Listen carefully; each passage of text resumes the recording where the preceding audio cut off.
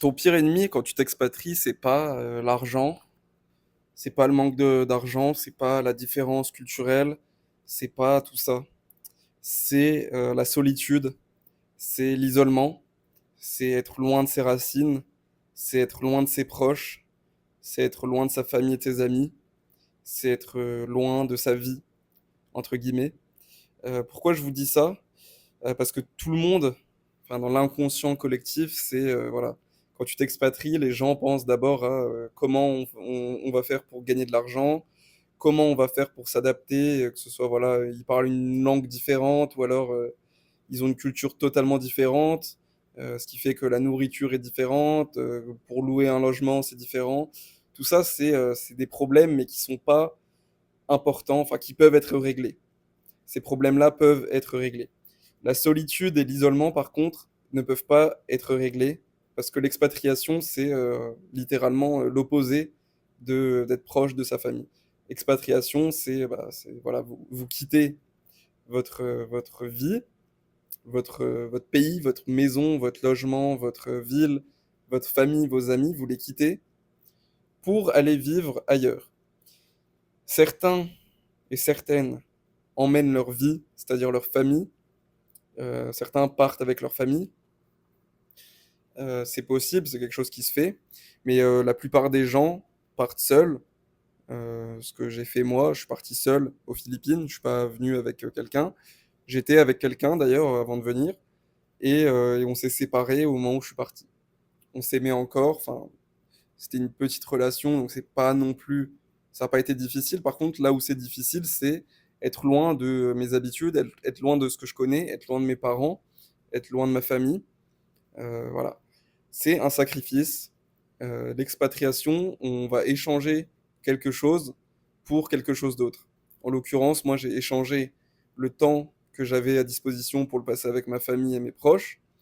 En échange, je me développe personnellement. C'est un choix purement égoïste. En général, l'expatriation, c'est quelque chose qui est voilà, purement égoïste. Et j'ai pas peur de le dire.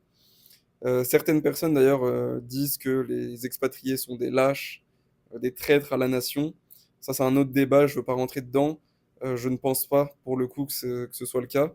Par contre, je suis d'accord pour dire que les gens qui s'expatrient, qui partent, laissent derrière leur famille, leurs amis, leur vie qu'ils avaient dans leur pays d'origine. Moi, à titre d'exemple, j'ai toujours été quelqu'un de seul. J'ai toujours très bien vécu seul. Je suis quelqu'un d'introverti. J'ai pas eu énormément d'amis. J'ai pas énormément d'amis. Le problème, c'est que malgré ça, en fait, je trouve que c'est quand même difficile, c'est quand même compliqué l'expatriation. C'est pas quelque chose à prendre à la légère. Alors évidemment, si vous partez dans un autre pays, ça ne vous engage en rien. Vous pouvez très bien partir 1 an, 5 ans, et, ou peu importe, 6 mois, peu importe, et revenir à la maison, entre guillemets. Ça, c'est quelque chose qui se fait, et c'est d'ailleurs ce que font la plupart des expatriés.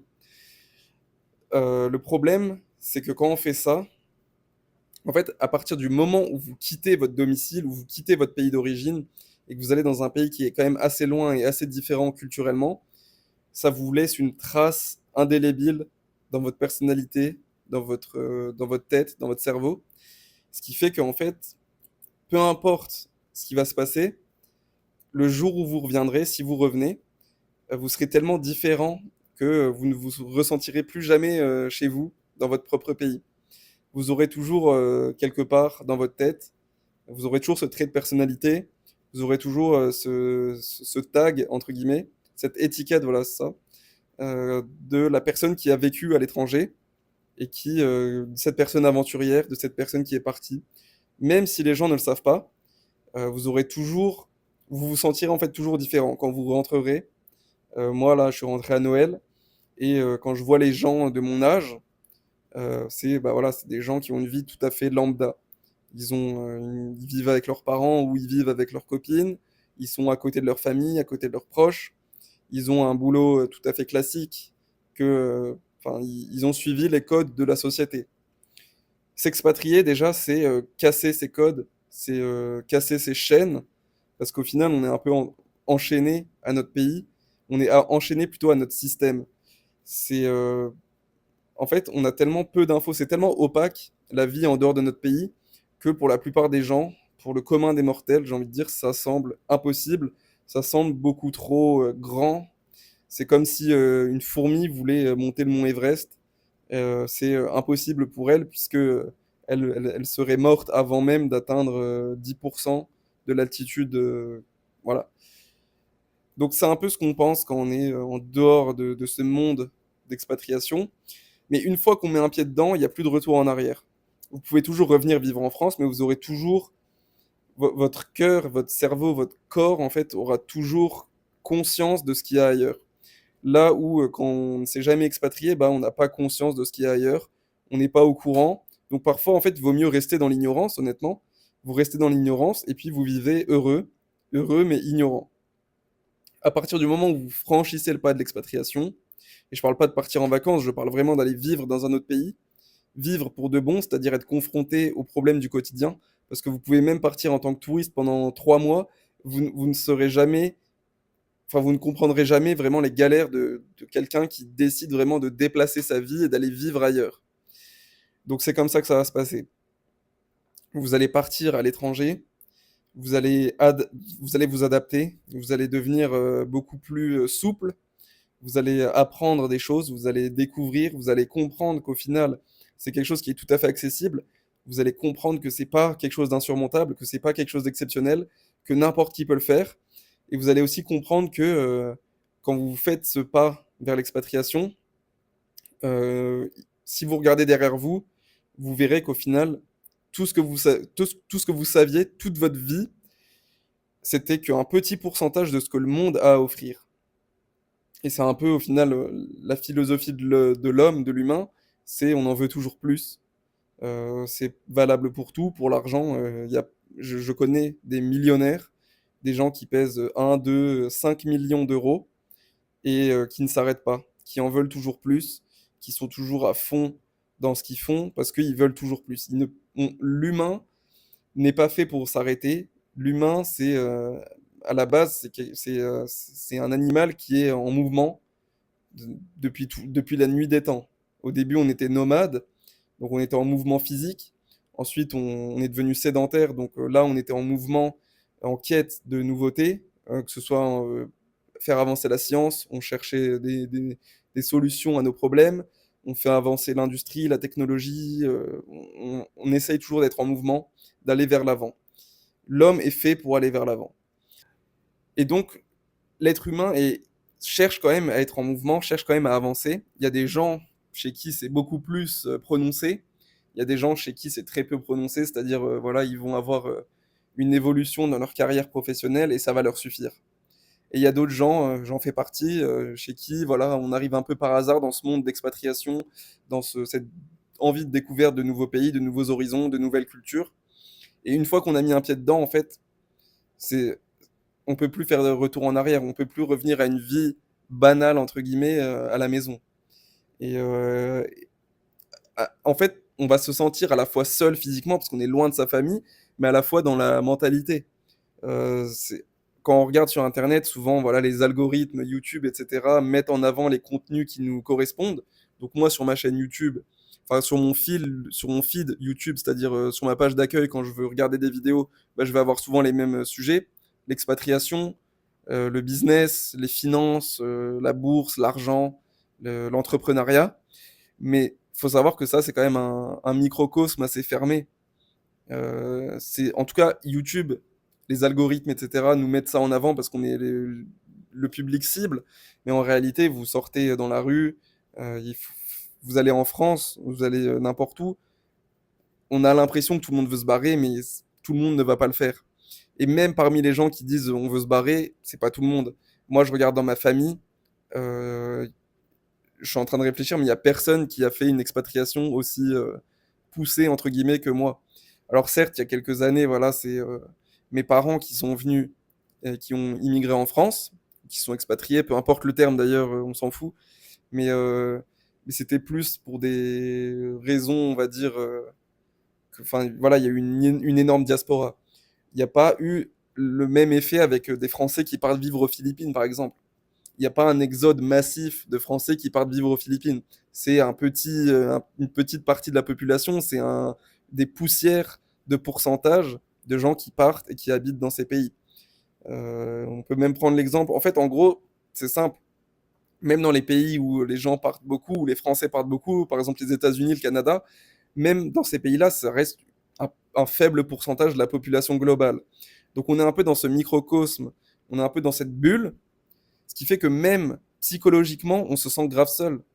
On se sent seul parce que personne peut vraiment nous comprendre, personne peut vraiment comprendre notre envie d'aventure, qui est parfois, je vous l'accorde, poussée par des circonstances qu'on a en France, le climat politique, le climat social en France qui est très bancal, le climat tout court d'ailleurs, quand il fait froid, ça peut pousser des gens à partir, mais dans notre manière de penser, on se sent très seul. Et d'ailleurs, c'est pour ça aussi que j'ai envie de créer, que j'ai créé un groupe Telegram, lien en description, pour que les gens qui ont un peu cette manière de penser puissent se rejoindre, pardon, et discuter.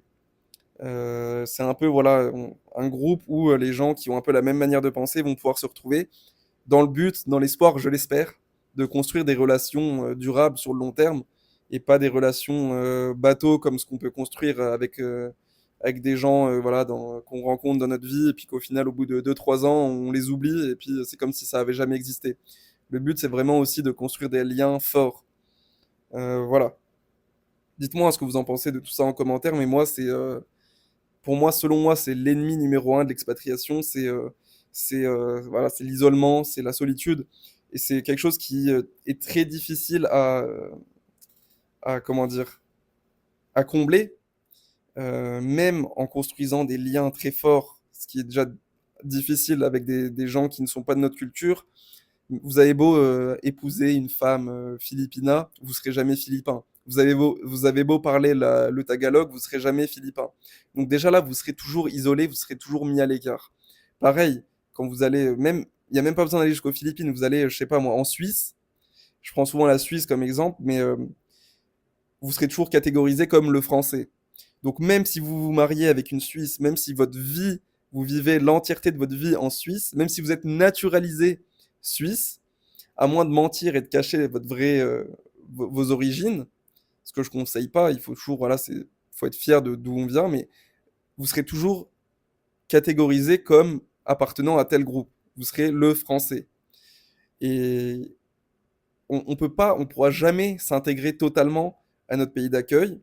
Il faut bien garder ça en tête parce que c'est un poids mental qui est quand même assez important. Vous sortez dans la rue aux Philippines, tout le monde vous regarde comme si vous êtes un alien. Vous avez beau être là depuis 50 ans aux Philippines, c'est-à-dire que vous vous emménagez à 20 ans aux Philippines, vous avez 70 ans, ça fait 50 ans que vous y êtes, les gens vous regarderont toujours comme un étranger, comme un alien. Vous serez seul dans votre galère, vous serez vu comme l'alien.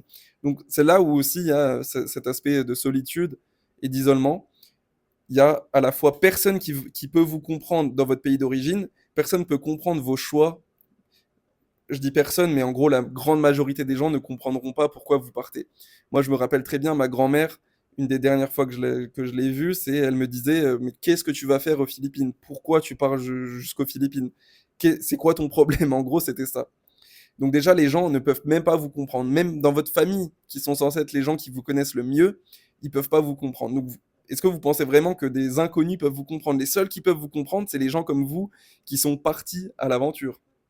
Et je dis ça, ma grand-mère est aussi partie à l'aventure dans sa vie. Elle a quitté son pays d'origine pour aller s'installer dans un autre pays et là, elle est revenue en France. Ma grand-mère est née en France, mais elle a vécu une majorité de sa vie dans un autre pays. Et elle est revenue en France très récemment. Mais voilà, les gens ne pourront jamais vous comprendre.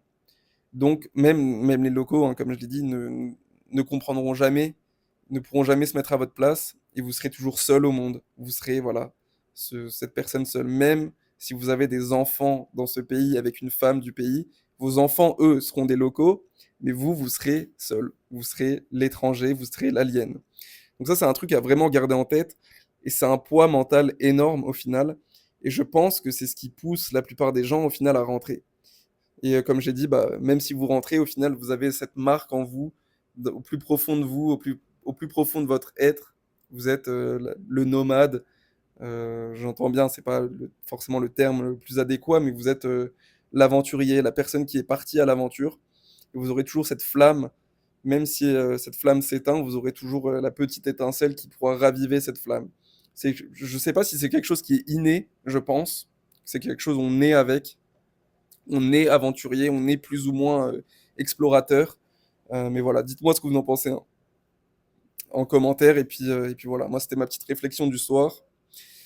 Et voilà, je vous laisse sur ces douces paroles. Je vous souhaite une bonne journée ou une bonne soirée.